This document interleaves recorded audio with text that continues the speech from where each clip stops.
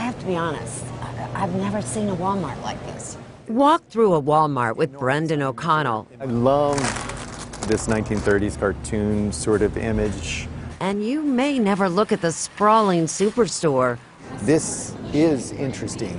Or even shopping for that matter, in quite the same way again.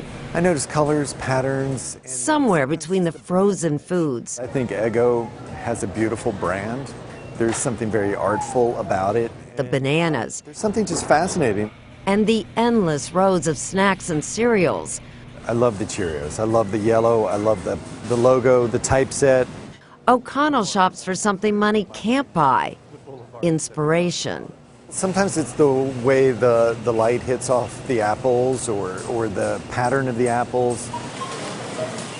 Inside this shrine to bulk sales and bargains, O'Connell finds beauty and immortalizes it on canvas. I keep thinking about the world from the perspective of 5 miles per hour pushing a cart, and you have this blurred vision out of the corner of your eye. He paints here in a studio in a Connecticut barn. Velveeta cheese, Famous Amos, Stay Free, Purex, potato chips. And he's been doing this series for 8 years. I'm definitely trying to make contemporary art that is relevant to the American experience. And this is an aisle inside a Walmart. Chips aisle inside a Walmart. Why does it always have to be a Walmart? Well, if you think the post-impressionists were painting the commercial boulevards of Paris, in some ways Walmart conveniently put those boulevards underneath one roof. Okay, that's a bit of a stretch. Still, if you're looking for the crossroads of America, this could be it.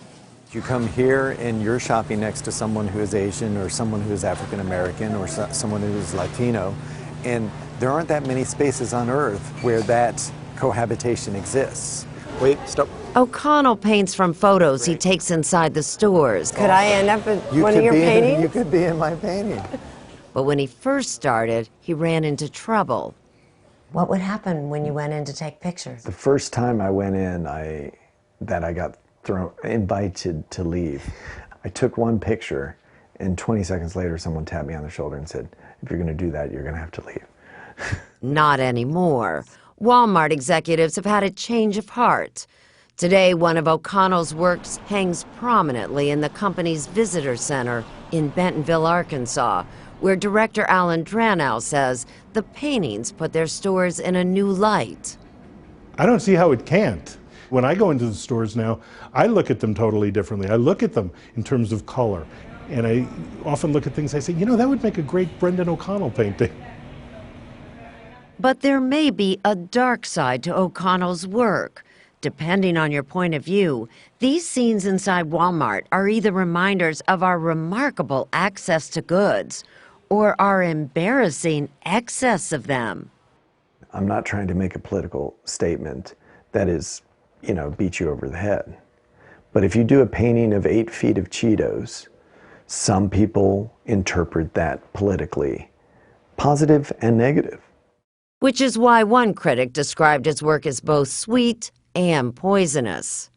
I'll just take it. I have a painting called Hats, Hearts, and Hoodies, and it was on Valentine's Day, obviously. One person looked at this and said, "Oh, all those men are buying hearts and candies and flowers for their sweeties," and she was just touched by it. And then 10 minutes later, a friend came in and he looked at it and he was like, "This is the darkest painting. The world is coming to an end." There appears to be an appetite for O'Connell's art. Clearly, raisins. Yes. His paintings sell anywhere from $1,000 to $40,000. And this is your favorite? One of my favorites. Yeah. And along the way, he's gained a certain amount of notoriety. Okay, what inspired you to paint a rack of Jif? I just kind of like the colors, the patterns, the shapes. It seems the artist has been able to do something few others have done. Turn the chore of shopping into something of an art. You find beauty in the ordinary, mundane, really. Right. The everyday.